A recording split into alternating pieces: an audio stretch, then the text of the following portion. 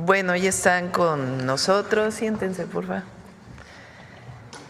Está Iván Escalante, Procurador Federal del Consumidor, que nos va a hacer una explicación del precio de las gasolinas. Está también el maestro Edgar Amador Zamora, subsecretario de Hacienda, y Jesús Ramírez Cuevas, coordinador de asesores de la Presidencia. Ellos nos van a hablar de los foros del Plan Nacional de Desarrollo. Y está Bulmaro Juárez para cerrar con Suave Patria. Bueno, antes de iniciar las presentaciones, quiero platicarles de cuándo conocí a Edgar y a Jesús. Nos conocimos en el movimiento del Consejo Estudiantil Universitario. De hecho, a Jesús lo conozco desde antes, ¿verdad? Él era estudiante de CCH Naucalpan, ¿no? Y ya su servidora, que tengo un poquito más de años, era estudiante de la Facultad de Ciencias de la UNAM. Edgar, estudiante de la Facultad de Economía, también jovencito. Entonces, los tres nos conocimos en aquel movimiento estudiantil del Consejo Estudiantil Universitario. Para todas y todos los jóvenes y los no tan jóvenes que no conocen de este movimiento, en 1986 el entonces rector Carpizo hizo una modificación a los estatutos de la UNAM y planteó que hubiera cuotas de inscripción de colegiaturas, exámenes departamentales iguales independientemente de la carrera, acababa con el pase automático de las preparatorias y CCHs de la UNAM a las licenciaturas, y varios temas. Entonces se organizó un movimiento estudiantil en aquella época. Se hicieron primero algunos mítines, eventos, asambleas en las facultades, en las prepas, en los SHs, en contra de esta reforma que además la habían pasado en el Consejo Universitario, le decían por obvia resolución, o sea, en vacaciones pasaron la reforma. Y nos organizamos como estudiantes, porque estábamos en contra, principalmente de que hubiera colegiaturas y inscripciones en la UNAM. En aquella época decían las autoridades universitarias, y por cierto, muchos de los intelectuales que el presidente le llamaba orgánicos, pegados al rector Carpizo, muchos otros profesores de la UNAM, asesores del movimiento estudiantil. Entonces el movimiento se organizó y nombramos representantes en cada facultad, en cada escuela, e hicimos un consejo de los representantes, el Consejo Estudiantil Universitario. Jesús era representante del CCH Naucalpan. Ya de la Facultad de Ciencias Políticas. Nos conocimos cuando iba en el CCH Naucalpan, pero ya era de la Facultad de Ciencias Políticas. Y Edgar de la Facultad de Economía. Entonces hicimos este consejo estudiantil y lo primero que pedimos fue un diálogo público con la autoridad universitaria, porque en los medios de comunicación y demás pues había una ofensiva en contra de los estudiantes. Se pidió el diálogo público y que se transmitiera por Radio UNAM entonces. Muy soberbia la autoridad universitaria de entonces y todos los profesores que apoyaban pensaban que iban a ganar el debate. ¿Y cuál fue su sorpresa?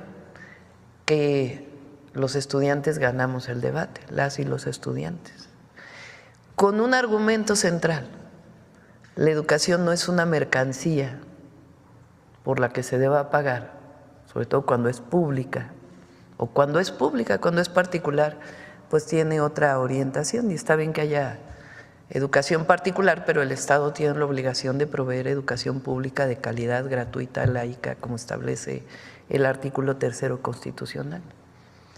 Entonces decíamos, la educación no es una mercancía ni un privilegio para el que la pueda pagar. La educación es un derecho establecido en el 3º constitucional. Y con ese argumento ganamos el debate público, llevamos a huelga la UNAM por 2 semanas, hasta que la autoridad tuvo que echar para atrás las reformas. Se llenó el Zócalo con estudiantes ya no solo de la UNAM, sino del Politécnico, de la UAM. Les estoy hablando del 86-87. Entonces, pues me da mucho gusto porque yo conocí a Jesús antes que el presidente López Obrador.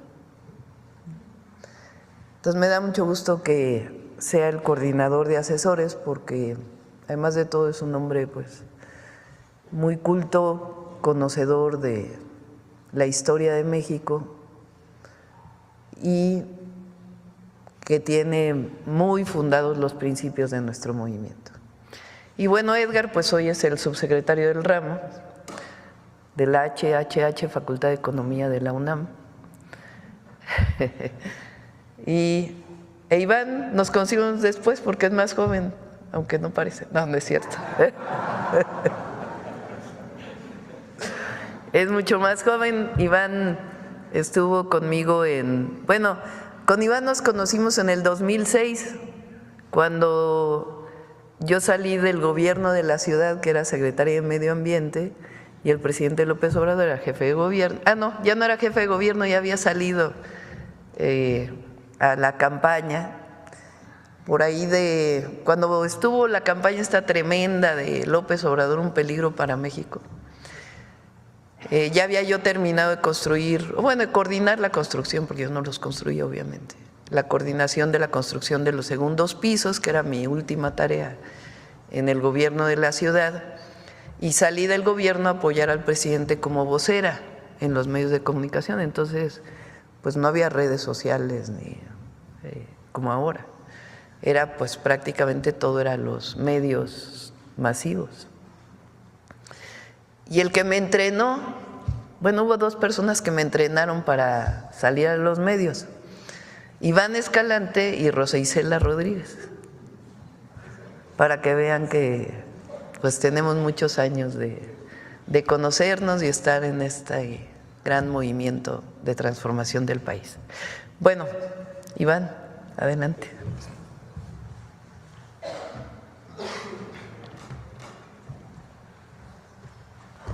Muchas gracias, presidenta, un honor. Muy buenos días a todas y a todos. El día de hoy vamos a informar sobre la evolución del precio de la gasolina regular desde el sexenio de Felipe Calderón hasta el día de ayer, 2 de enero. Actualmente el precio promedio de la gasolina regular se encuentra entre los 23 pesos con 50 centavos y los 24 pesos. Esta gráfica que les presentamos da cuenta de la evolución del precio constante, es decir, poniendo como base el precio al día de hoy sin considerar la inflación. A partir de ello, nos lleva a establecer que durante el sexenio de Felipe Calderón, el precio promedio de la gasolina empezó en 14.75 pesos y finalizó en 18.10, lo que significó un incremento del 22.9%. En el sexenio de Enrique Peña Nieto, inició en 18 pesos con 25 centavos y finalizó en 26 pesos con 1 centavo. Y en este periodo fue cuando se dieron los famosos gasolinazos que afectaron tanto a las familias mexicanas. En estos 6 años, el incremento representó 42.8%. En el gobierno del presidente Andrés Manuel López Obrador, quien cumplió su promesa de no incrementar en términos reales el precio de la gasolina, pasó de 25.48 a 24.15 lo que significó una reducción del 5.2%. Y en los 3 meses de la presidencia de la doctora Claudia Sheinbaum, al iniciar su sexenio, el litro de la gasolina se encontraba en 23 pesos con 95 centavos y al 2 de enero está en 23,85, lo que indica que tuvo una disminución del 0.4%, cumpliendo también su promesa de no incrementar el precio de la gasolina.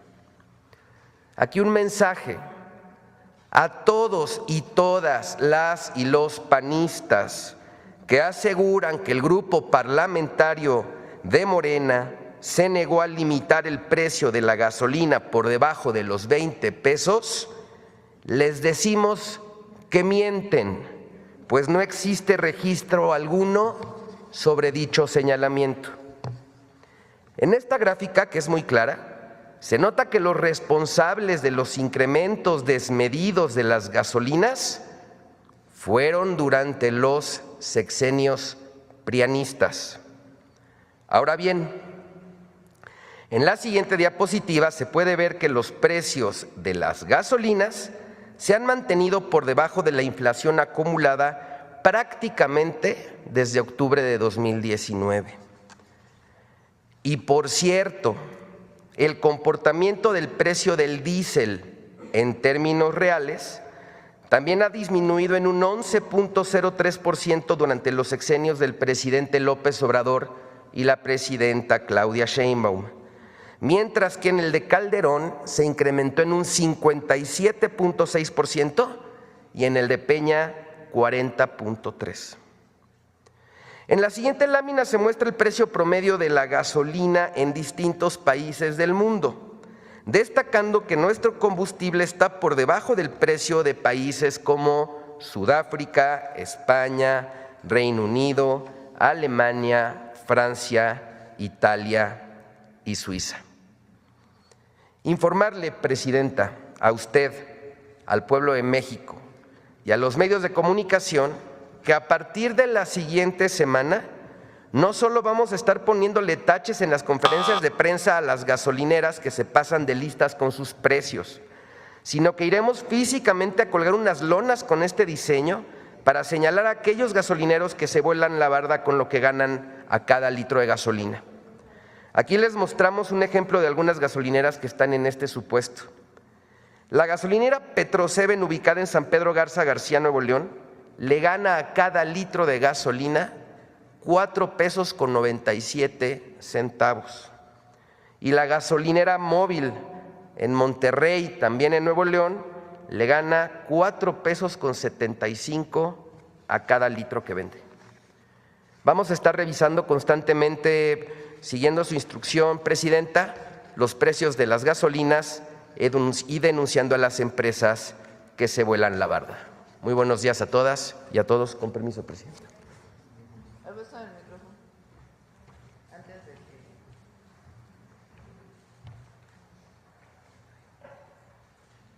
Ponle la primera.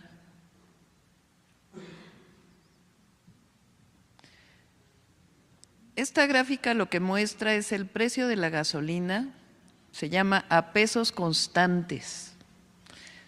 ¿Qué quiere decir? Se descuenta la inflación. O sea, si tomamos en cuenta la inflación cada año,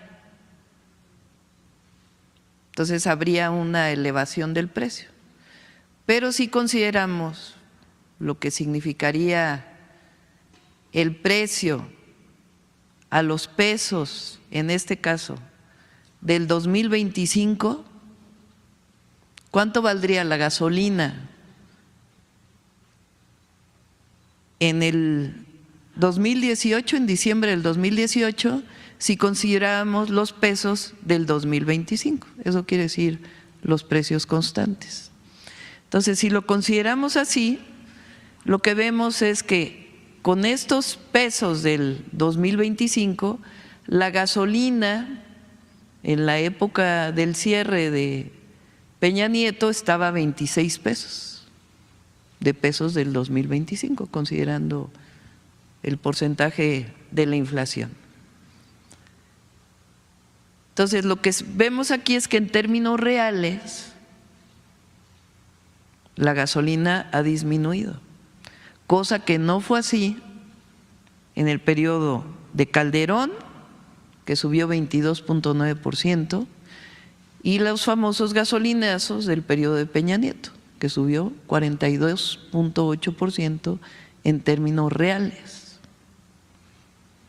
Entonces, el precio de la gasolina, que lo vamos a seguir viendo en el quién es quién en los precios de los lunes, que lo va a seguir presentando Iván, debería estar entre 23 y 24 pesos. Es un margen razonable para las ganancias de los gasolineros, incluido el IEPS y todo lo que tiene que ver con los impuestos. Sobre ese margen vamos a estar. Pero hay gasolineras, que fue lo que yo mencioné el lunes pasado, que lo están vendiendo a 28 pesos. La Magna, estamos hablando de la gasolina Magna. O le están vendiendo a 29, 26, que ya no es justificable. Entonces, primero, para que sepan que estamos cumpliendo con nuestra promesa de que no va a aumentar en términos reales el precio de las gasolinas. Y segundo, que sepan que Profeco, dentro de su margen de actuación, pues no solamente va a estar denunciando aquí las gasolineras que tienen precios mayores, sino que también pues va a ir a las propias gasolineras a ponerles un tache para que la gente sepa pues si están dentro del margen o no de lo que debe ser el precio de la gasolina.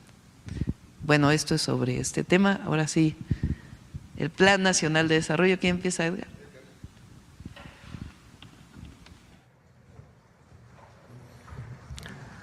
Con su permiso, Presidenta.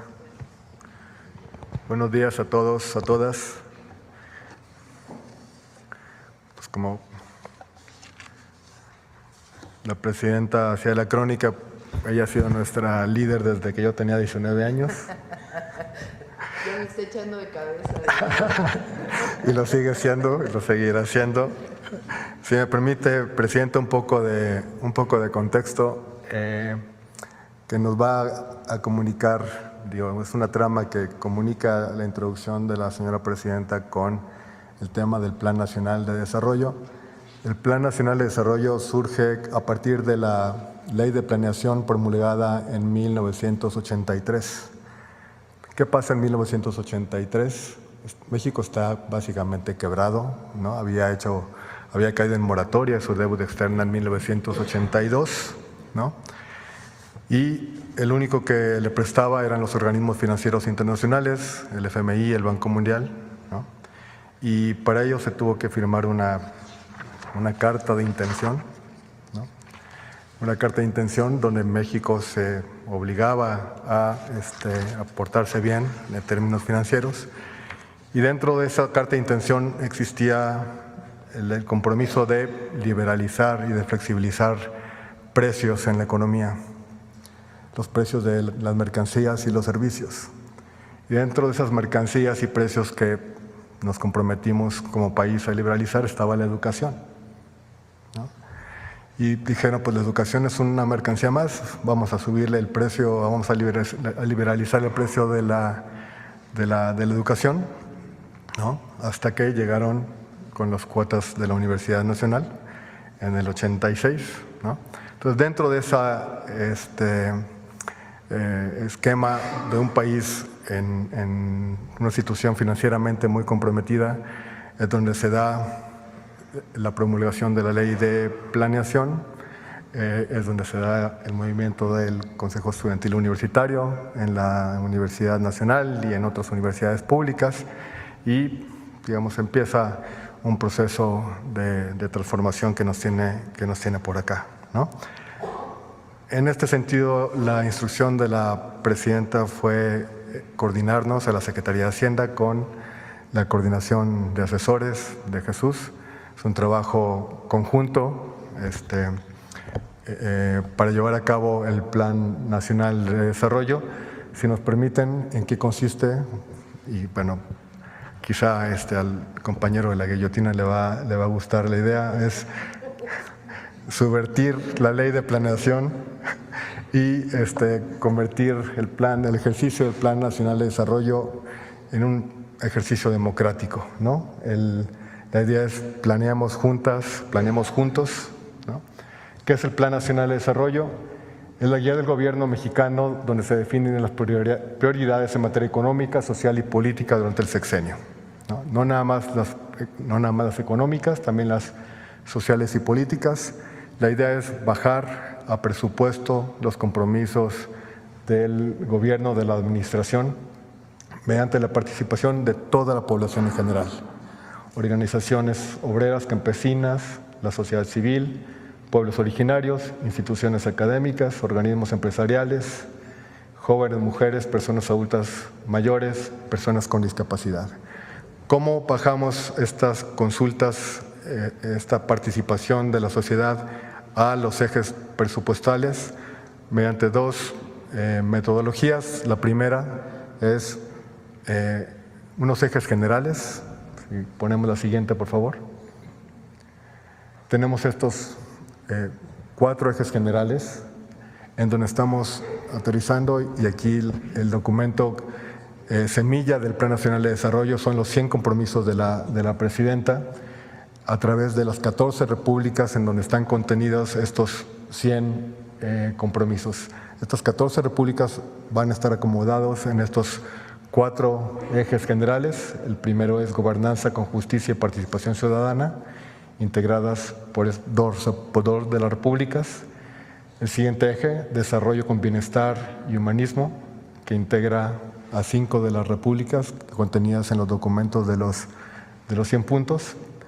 El tercer eje general es la economía moral y trabajo, con 3 de las repúblicas. Y finalmente, desarrollo sustentable, que integra 3 repúblicas. Entonces tenemos 4 ejes generales, los cuales van a estar atravesados por 3 ejes transversales, que son los de la siguiente diapositiva, por favor.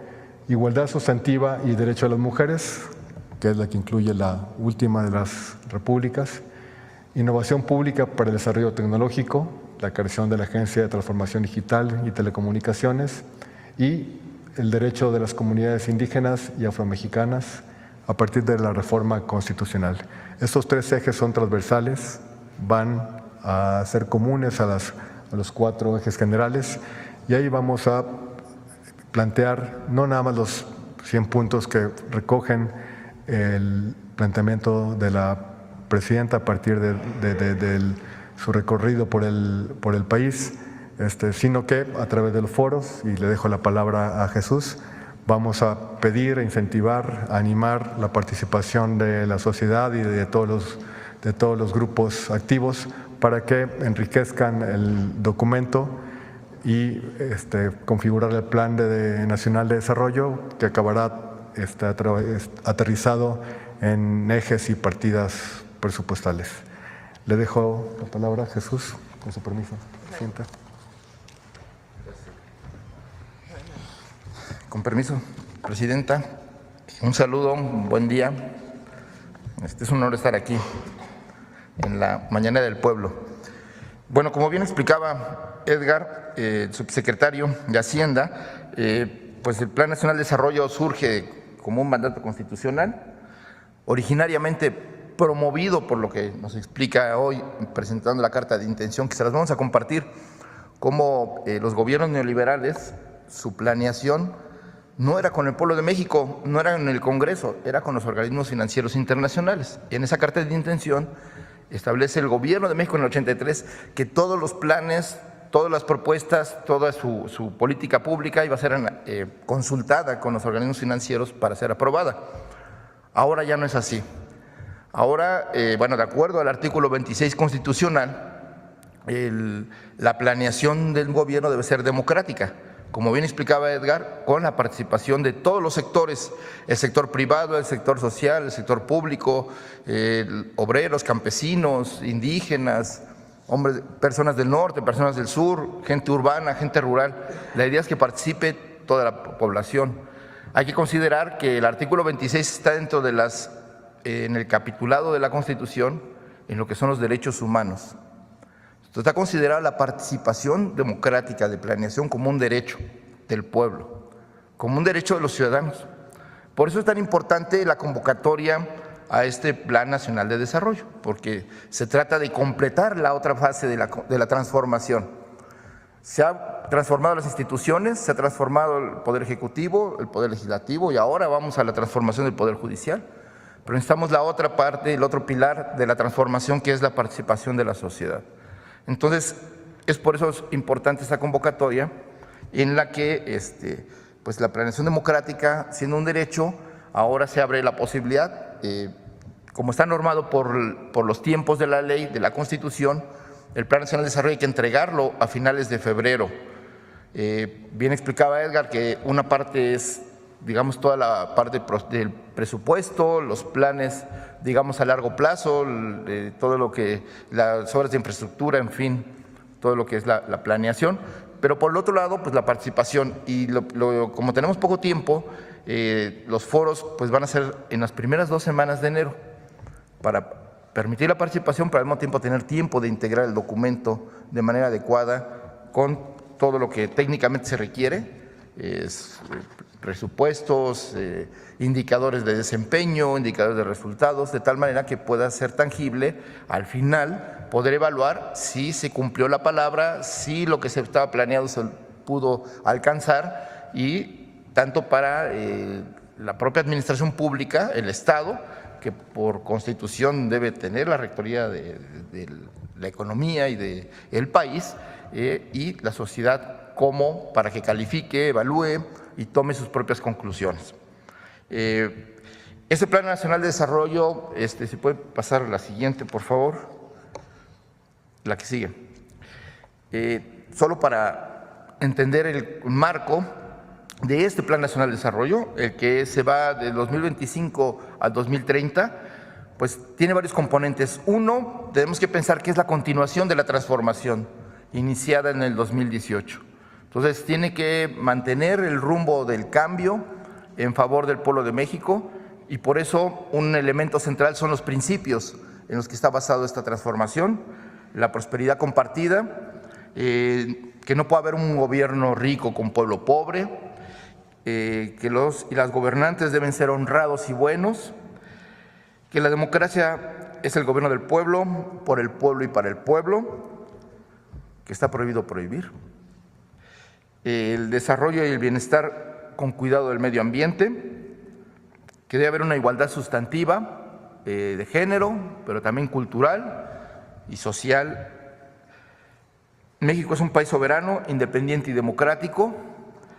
La política se hace con amor y no con odio, que ese es un elemento cultural central de esta transformación, que es una transformación pacífica, es una transformación legal, es una transformación de las ideas, pero también de los comportamientos y las prácticas. Entonces, este cambio implica al gobierno, pero también a la sociedad. Y bueno, pues por último, como elemento central del neoliberalismo que polarizó, ese sí polarizó a la sociedad, entre una minoría que tenía todo y la mayoría que tenía muy poco, y en ese sentido, por eso se rechaza el clasismo, el machismo, cualquier forma de discriminación, y es parte de los principios de este Plan Nacional de Desarrollo. Entonces, ya explicó Edgar que los 4 ejes generales, la siguiente, por favor, los 4 ejes generales y los ejes transversales, es decir, hay 4 grandes temas, y que los ejes transversales, es decir, la igualdad sustantiva de mujeres, la innovación pública con el desarrollo tecnológico y digital y los derechos de los pueblos indígenas deben ser incorporados a todos los 4 ejes y a todos los temas de gobierno, de tal manera que, como todos sabemos, acaba de ser aprobada una reforma indígena que reconoce plenamente los derechos de los pueblos y comunidades indígenas y por lo tanto también su derecho al desarrollo. Entonces, aquí tenemos que incorporar que en todos los planes de gobierno, como los pueblos indígenas van a ser plenamente parte integrante del desarrollo económico, social, cultural y político del país. La que sigue, por favor. Entonces, con base en eso que ya explicó y la que sigue, otra más. Las repúblicas, que son unas propuestas temáticas y los ejes que presentó la presidenta Claudia Sheinbaum como parte de su plan de gobierno, de su propuesta de gobierno, de su programa y su plan y su proyecto de nación. Se establecieron, se calendarizaron, digamos, para poder abordar todos los 4 ejes, las 14 repúblicas, que son los temas que presentó la presidenta, los 100 compromisos que se hizo desde el primer día de inicio de este gobierno. Todo va a ser integrado en los foros para ser discutido y analizado, que ese es el propósito de este Plan Nacional de Desarrollo. Entonces, les voy a presentar el calendario para que en los estados estén atentos dónde pueden participar, porque hay foros presenciales y además hay participación, también se puede participar de manera digital pues inscribiendo sus propuestas, sus documentos, sus análisis, sus comentarios, sus reflexiones, y todo va a ser tomado en cuenta para integrarse en el Plan Nacional de Desarrollo. Entonces, los foros propiamente comienzan el próximo lunes 6 de enero hasta el 17 de enero. Entonces, digamos, aquí presentamos el 6 de enero, va a haber foros en Tijuana, y va a ser la dependencia va a ser seguridad, y el tema es gobernanza con justicia y participación ciudadana. El martes 7 en San Cristóbal de las Casas, Chiapas, el tema del desarrollo con bienestar y humanismo, obviamente le toca a la Secretaría de Bienestar. El miércoles 8, economía moral y trabajo en Guadalajara, le toca a la Secretaría de Economía. El 9 de enero le toca a desarrollo sustentable a Semarnat en Mérida, Yucatán. El 10 de enero habrá foros en la Ciudad de México, Mérida, Monterrey y Tepic. En la Ciudad de México y Mérida, de gobernanza con justicia y participación ciudadana, igual que en Monterrey. Y en Nayarit, en Tepic, Nayarit, va a ser economía moral y trabajo. El sábado 11 de enero, desarrollo con bienestar y humanismo en Hermosillo, Sonora, en Guanajuato, en Pachuca, Hidalgo, en Saltillo, Coahuila y en Tlaxcala. Asimismo, habrá en Colima un foro de transición agroecológica que tiene que ver con la sustentabilidad y la producción agrícola. El 12 de enero, economía moral va a estar en Aguascalientes, le corresponde economía. En Veracruz habrá otro foro también que tiene que ver con economía, el desarrollo de los puertos, etcétera, que va a llevar a cabo la Marina. Y en la Ciudad de México habrá un encuentro de ejidos y comunidades agrarias del segundo piso de la Cuarta Transformación para discutir los temas de la agenda, digamos, de los sujetos agrarios sociales, ejidos, comunidades, campesinos, en fin, cooperativas. Eso va a ser respecto de eso. Luego, el 13 de enero va a haber un foro de desarrollo sustentable en Culiacán, otro de desarrollo, bienestar y humanismo en Zacatecas, desarrollo sustentable en Tampico, en Durango, Mexicali y Morelia con este tema. Luego, gobernanza con justicia y participación ciudadana en Querétaro, el mismo 13 de enero. Y en la Ciudad de México, gobernanza con justicia y participación ciudadana sobre el tema de migración. Y en La Paz, Baja California, economía moral y trabajo enfocado hacia el turismo. Un foro de juventudes en Ciudad Victoria, Tamaulipas, del INJUVE. Y el 14 de enero habrá foro de mujeres en la Ciudad de México. Habrá un foro de gobernanza con justicia y participación ciudadana en Cuernavaca y foros de economía moral y trabajo en San Luis Potosí, Guadalajara y Cancún. Otro foro de juventudes en Pachuca, Tijuana, Torreón y Ciudad Nicolás Romero, Villa Nicolás Romero en el Estado de México. Todo esto el 14 de enero. El 15, otro foro de juventudes en Tehuacán, Puebla y en Comalcalco, Tabasco, así como un foro de economía moral y trabajo en Toluca. El jueves 16 habrá un foro de personas con discapacidad en Zacatecas, uno de desarrollo sustentable en Chihuahua, un foro de las mujeres en Ciudad Juárez, un foro de las juventudes en Champotón. El viernes 17 de enero, Sembrando Vida hará un foro en la Ciudad de México. Desarrollo con Bienestar y Humanismo en Jalapa, con enfoque de educación. Luego un foro más foro de juventudes en San Cristóbal de las Casas, en Ciudad Juárez, en Hermosillo y Oaxaca. El sábado 18 de enero habrá un foro de Bienestar y Humanismo en Chilpancingo, de Economía Moral y Trabajo en Puebla, de Gobernanza con Justicia en Oaxaca. Y por último, el 19 de enero es un foro de las comunidades indígenas y pueblos afromexicanos en Morelia, Michoacán. Entonces, la idea es que se pueda participar de manera directa o de manera virtual. Entonces, todo comienza a partir del 6 de enero y, digamos, terminaría prácticamente el 19 de enero, porque después se tienen que integrar las conclusiones y los documentos. Entonces, a partir del próximo lunes, la página web Planeando Juntos estará habilitada como en el sitio, en la página del Gobierno de México. Entonces, ¿cómo participar? Pues como ustedes saben, pues están los 4 ejes generales. Cualquiera de los temas que de interés del público, sea gobernanza con justicia, desarrollo con bienestar, economía moral y trabajo, desarrollo sustentable, pueden participar con sus temas específicos y tomando en cuenta pues los ejes transversales que ya se describieron.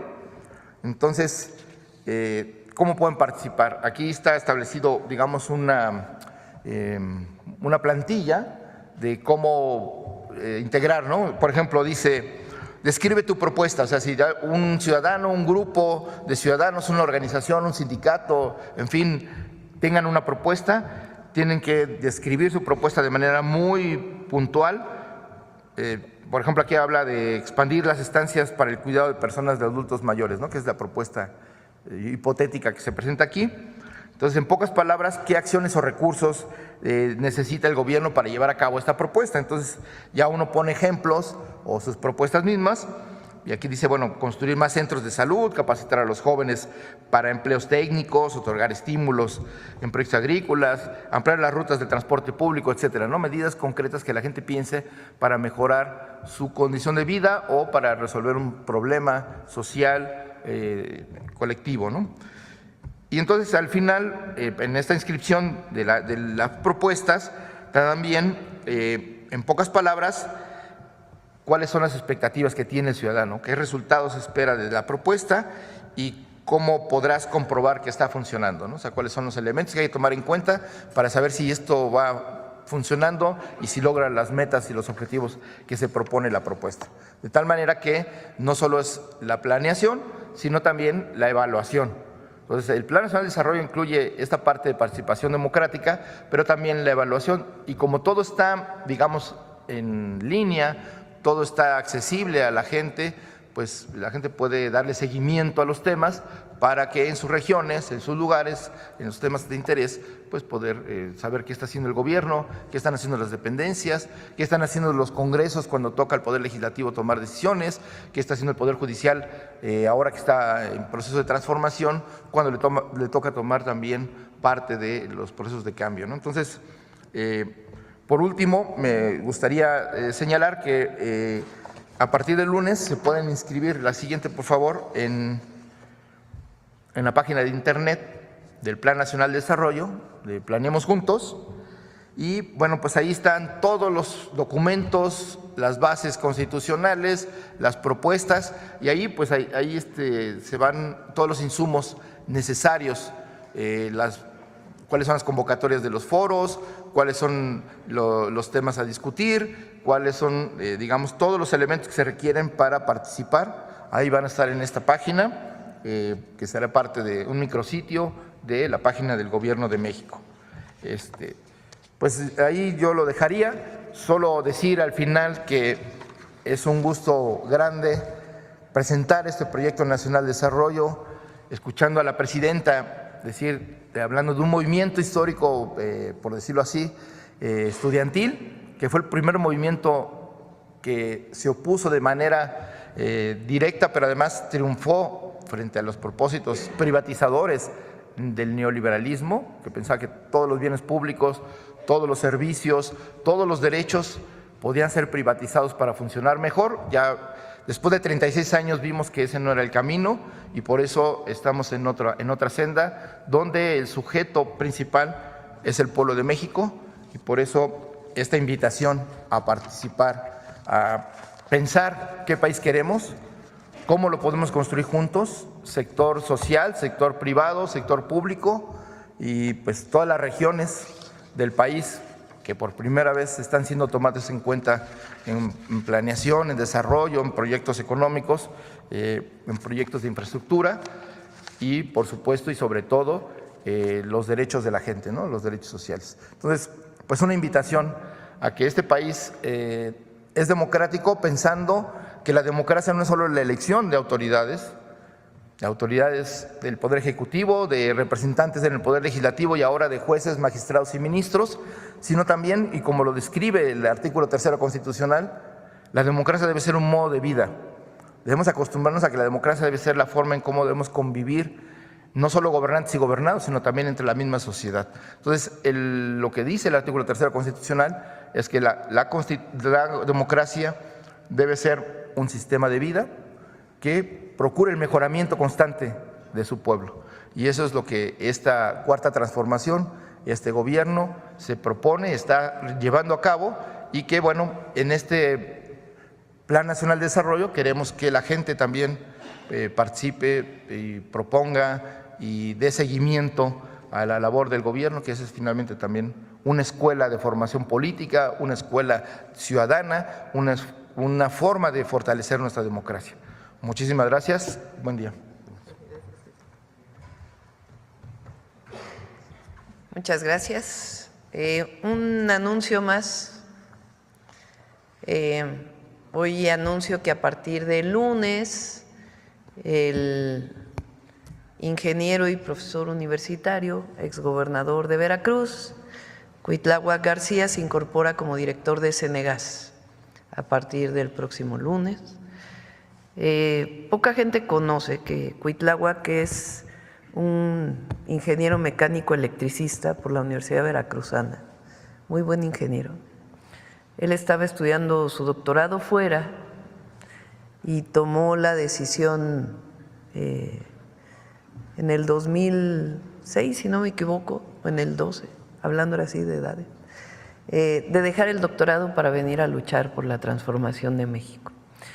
Pero es un hombre, además de honesto y consecuente, parte del movimiento de transformación con muchos conocimientos técnicos sobre electricidad, pero también en general sobre energía. Entonces él nos va a ayudar a coordinar todos los trabajos que tienen que ver con producción, consumo, distribución de gas natural en Cenegas. Bueno, ese es el otro anuncio. Y ahora sí vamos a las preguntas. Adelante. Sonora, sobre representados, Sonora en la mañanera.